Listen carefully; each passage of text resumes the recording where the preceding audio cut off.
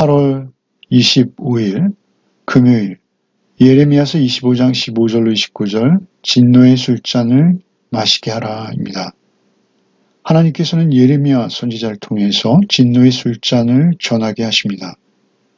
오늘 본문을 통해서 우리가 깨닫게 되는 것은 하나님께서 열강들, 크고 작은 모든 나라를 통치하시고 또한 다스리시고 섭리하고 계시다라는 것입니다.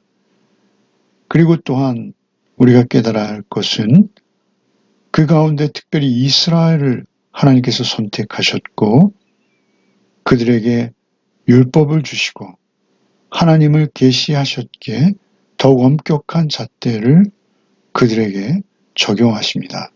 엄격한 기준이 그들에게 적용되어진다라는 것이죠. 그래서 그들이 먼저 심판의 대상이 되어지는 것을 볼 수 있습니다. 우리가 그리스도인이 되었다라는 것은 더욱 하나님께 가까이 나아가게 되었다라는 것이요. 하나님께 더욱 가까이 나아가게 되었다라는 것은 이제는 하나님의 형상을 회복한 그런 하나님의 자녀, 하나님의 백성다운 삶을 살아내야 할 것이다 라는 것이죠. 먼저 진노의 잔을 그렇게 나누게 하시는, 전하게 하시는 하나님의 계시의 말씀 15절로 17절 읽겠습니다. 이스라엘 하나님 여호와께서 이같이 내게 이르시되 너는 내 손에서 이 진노의 술잔을 받아가지고 내가 너를 보내는 바 그 모든 나라로 하여금 마시게 하라. 그들이 마시고 비틀거리며 미친 듯이 행동하리니 이는 내가 그들 중에 칼을 보냈기 때문이니라 하시기로 내가 여호와의 손에서 그 잔을 받아서 여호와께서 나를 보내신 바 그 모든 나라로 마시게 하되 이제 이스라엘 하나님 여호와께서 예레미야에게 말씀하셨죠. 내 손에서 이 진노의 술잔을 가지고 내가 보내는 바 모든 나라입니다. 진노의 술잔이라고 하시는데요. 이 진노의 잔은 어떤 상징적인 의미가 있죠. 은유입니다. 이사야서 또는 하박국서에도 등장하는 이 진노의 술잔은 심판을 의미합니다. 예수께서 마지막 겟세마네 기도에서 이 잔을 내게서 옮겨주시옵소서라고 하실 때 이 잔은 심판을 의미합니다. 우리가 받아야 될 심판, 그 심판을 예수께서 대신 받으시는 것이죠. 결국 그 잔을 받으시는 것이죠. 그렇게 진노의 술잔이라는 것은 심판을 의미해요. 그 술잔을 받아가지고 내가 너를 보내는 바 모든 나라로 하여금 마시게 하라. 그들이 마시고 비틀거리며 미친 듯이 행동하리니 비틀거린다라는 것은 그들이 뿌리채 흔들리는 것입니다. 미친 듯이 행동한다라는 것은 이성을 잃고 전혀 상식적이지 않은 행동들을 감정에 의해서 마구 저지르는 것이죠. 비틀거리며 미친 듯이 행동하리니 이는 내가 그들 중에 칼을 보냈기 때문이니라. 칼이라는 것은 전쟁을 의미하는 것이죠. 결국 진노의 술잔 그것은 무엇입니까? 하나님께서 여호와께서 보내시는 진노의 술잔은 칼이요. 그 칼은 전쟁을 의미하는 것입니다. 그들이 비틀거리며 미친 듯이 행동하는 것 전쟁이죠. 사실 인류의 역사에서 가장 끔찍한 것은 전쟁입니다. 그런데 그 전쟁이 우연히 일어나는 것이 아니라 하나님의 섭리와 하나님의 판단 속에서 일어난다라는 것이죠. 그들이 심판의 때가 되어진 것입니다. 그들이 죄악이 관영해서 이제는 도저히 돌이킬 수 없는 처지에서 그들에게 가장 강력한 마지막 징계가 내려지는 것이죠. 우리가 앞서 본 바와 같이 이 전쟁, 그 전쟁으로 인해서 그들은 이제 70년간의 포로 생활에 다시 접어들게 되어지는 것이죠. 이제 18절 이하에서는 그 진노의 잔을 마실 자들을 구체적으로 거명하십니다. 18절부터 읽겠습니다. 예루살렘과 유다 성읍들과 그 왕들과 그 고관들로 마시게 하였더니 그들이 멸망과 놀램과 비웃음과 저주를 당함이 오늘과 같으니라. 또 애굽의 왕 바로와 그의 신하들과 그의 고관들과 그의 모든 백성과 모든 섞여 사는 민족들과 우스 땅의 모든 왕과 블레셋 사람의 땅 모든 왕과 아스글론과 가사와 에글론과 아스도스의 나머지 사람과 에돔 모압 암몬 자손과 두로의 모든 왕과 시돈의 모든 왕과 바다 건너쪽 섬의 왕들과 드단과 데마와 부스와 살적을 깎은 모든 자와 아라비아의 모든 왕과 광야에서 섞여 사는 민족들의 모든 왕과 시므리의 모든 왕과 엘람의 모든 왕과 메대의 모든 왕과 북쪽 원근의 모든 왕과 지면에 있는 세상의 모든 나라로 마시게 하니라. 세삭 왕은 그 후에 마시리라. 제일 먼저 그 진노의 잔을 마실 자는 놀랍게도 예루살렘과 유다 성읍이라는 것입니다. 예루살렘과 유다 성읍과 그 왕들과 고관들로 마시게 하더니 그 왕들과 고관들이 더 큰 책임이 있죠. 예루살렘과 유다. 왜 그들이 먼저 마셔야 하는 것일까요? 그들은 하나님의 백성으로 먼저 선택을 받았습니다. 그리고 하나님께서 그들을 출애굽시켜 주시고 자유를 주시고 가나안 땅을 허락하셨습니다.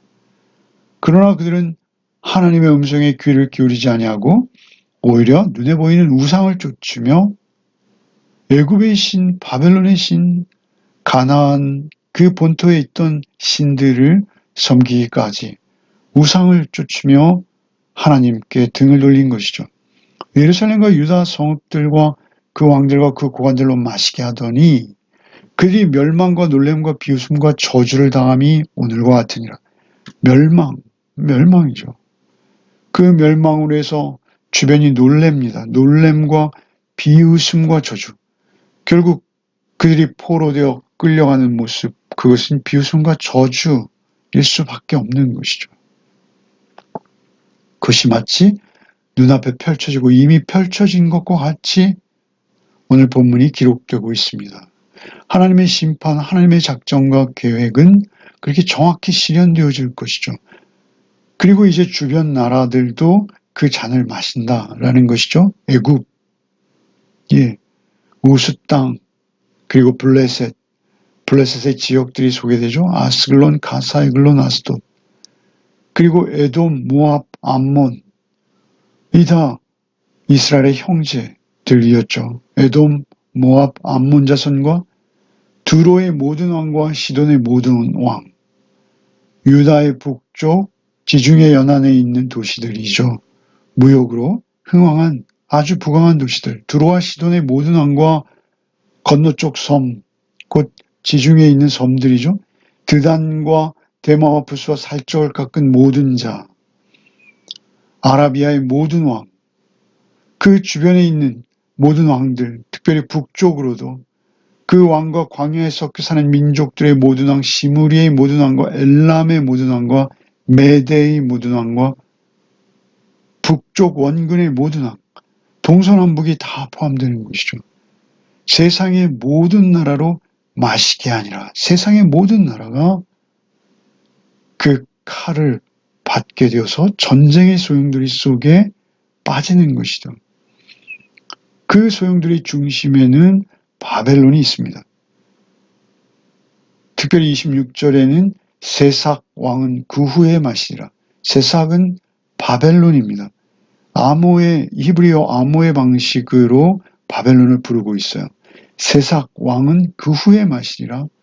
그러니까 이 모든 나라의 전쟁의 소용돌이가 부러치는데 그 중심에는 바벨론이 있는 것이죠. 그리고 그 바벨론, 어제 우리가 묵상 말씀에 나의 종 바벨론이라 하지 않으십니까?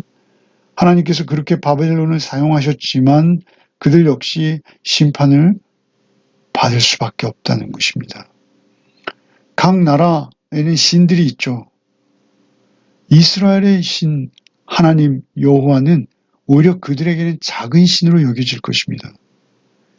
그들 각 진영에 있는 신들, 애굽에도 열 재앙을 통해서 우리가 알죠. 애굽의 신들이 얼마나 많습니까? 바벨론에 마르둑이 있지 않습니까? 그 외에 가나안의 많은 신들, 바알과 아세라와 그 많은 신들이 있습니다. 그러나 그 모든 신들은 다 사람이 만든 것이요 헛것입니다. 그들의 눈에는 그 많은 신들이 하나님을 격파했다라고 여기며 조롱하고 비웃고 놀렸을 것이죠. 그러나 하나님께서는 이스라엘을 징계하시고 벌하시는 그 목적을 위해서 그들을 전쟁에 패배시키시는 것입니다. 포로 되게 하시는 것이죠. 선택하신 이스라엘을 징계하시고 심판하셔서 그들을 70년 만에 돌이키시기 위한 하나님의 목적이 있다라는 것이죠. 패배로 인해서 멸시를 하나님께서 당하십니다. 다른 것들은 다 헛것이요 그 나라의 신들은 인간이 만들어낸 신들이라면 하나님은 스스로 홀로 영원하신 하나님이십니다. 그럼에도 불구하고 이스라엘을 위해서 이스라엘을 돌이키시기 위해서 하나님께서는 그 수모를 당하신다라고 볼 수 있는 것이죠. 그리고 그 하나님의 작정과 계획 그 심판은 피할 수 없다라고 확정하십니다. 27절부터 읽겠습니다. 너는 그들에게 이르기를 만군의 여호와 이스라엘 하나님의 말씀에 너희는 내가 너희 가운데 보내는 칼 앞에서 마시며 취하며 토하고 엎드러져 다시는 일어나지 말아라 하셨느니라. 그들이 만일 내 손에서 잔을 받아 마시기를 거절하거든 너는 그들에게 이르기를 만군의 여호와께서 말씀하시기를 너희가 반드시 마셔야 하리라. 보라 내가 내 이름으로 일컬음을 받는 성에서부터 재앙 내리기를 시작하였은즉 너희가 어찌 능히 형벌을 면할 수 있겠느냐. 면하지 못하리니 이는 내가 칼을 불러 세상의 모든 주민을 칠 것임이라 하셨다 하라. 만군의 여호와의 말씀이니라. 특별히 27절에 이스라엘 하나님의 말씀에 너희는 내가 너희 가운데 보내는 칼 앞에서 마시며 취하며 칼을 보내시겠다. 전쟁을 보내시겠다. 그런데 그들이 마시기를 거절할 수 있다는 것이죠. 그러나 결국 마시지 않을 수 없다.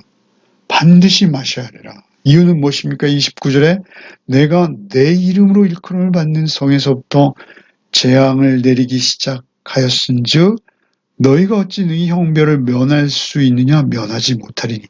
사실 이스라엘부터 그 전쟁의 재앙이 내리기 시작했어요. 하나님께서 이스라엘을 심판하시기 위해서 그 재앙을 내리신 것이죠. 내가 내 백성, 내 이스라엘을 심판하고 그들을 포로로 그렇게 끌려가도록 하는 그 형벌이 베풀어지는 가운데 너희도 악하였기에 그 형벌을 면할 수 있겠느냐? 면하지 못하리라. 그 하나님의 심판은 열방도 피할 수 없는 거예요. 이는 내가 칼을 불러 세상의 모든 주민을 칠 것이라 하셨다라. 만군의 여호와의 말씀이니라. 결국 전쟁의 소용돌이가 그들을 휘몰아쳐 가는 것이죠. 인간의 욕심, 욕망, 그리고 특별히 애굽이나 바벨론과 같은 강대국들의 교만함, 그들의 힘의 논리, 그것이 얼마나 악한 하나님 앞에 불의한, 의롭지 못한 그러한 일들을 서슴없이 행하느냐라는 것이죠. 그 행함에 대해서 하나님께서는 반드시 심판하신다라는 것이죠. 하나님의 작정과 계획은 변경할 수 없다는 것입니다. 누구도 변경할 수 없습니다. 징계와 심판 피할 수 없습니다. 다만 우리가 여기서 유념해야 되는 건 무엇입니까? 하나님께서는 그 이스라엘을 더욱 엄격히 심판하신다라는 것입니다.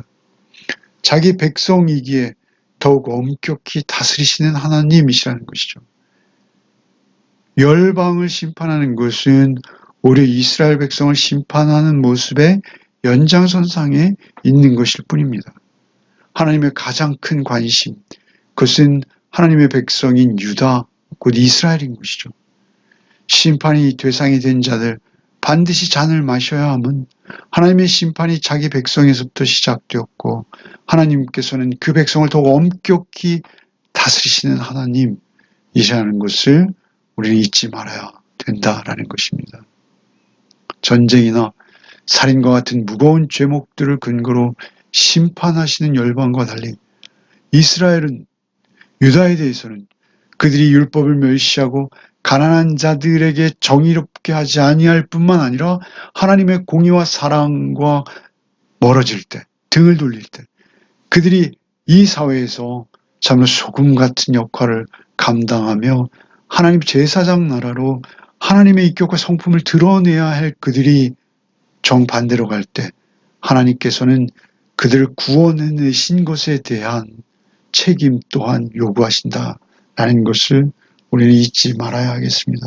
오늘 하루의 삶 속에서도 오직 주님 안에서 나를 구원하신 내가 예수 그리스도로 구원받아 거듭난 죄의 자녀인 것을 잊지 아니하고 주께 받은 사랑, 주님의 의로움을 반영해내는 자로서 하나님 앞에서 하루를 감당해내는 복이 저와 여러분에게 있기를 바랍니다. 기도하겠습니다. 주님 감사합니다. 우리를 부르시고 하나님 자녀 삼으셔서 우리에게 하나님의 말씀을 부탁하셨습니다. 우리가 그 말씀 받은 자답게 그 복음으로 거듭난 자답게 오늘 하루를 살게 하여 주시옵소서. 더욱 성실하고 더욱 구별되어지며 더욱 경건하여 하나님의 형상, 하나님의 공의와 사랑을 드러내는 하나님의 자녀로 오늘 한날을 살아내게 하여 주시옵소서. 우리의 힘과 능으로 할 수 없고 오직 주 성령께서 우리를 인도하실 때 우리가 주의 나라에 참여할 수 있사오니 주 오늘도 오직 성령께서 우리를 홀로 인도하여 주옵소서. 예수 그리스도 이름 받들어 간절히 기도드리옵나이다. 아멘.